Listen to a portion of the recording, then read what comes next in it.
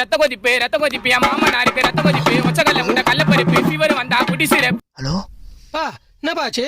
யாருக்குப்பா ரத்த கொதிப்பா? பா இது ரிங் டோனுப்பா. Ring Donna? முதல்ல அத்தா மாத்திர, அப்பதான் வாழ்க்கை மாறும். சரி நீ தூங்க. ஏய் யாரா அது போன்ல?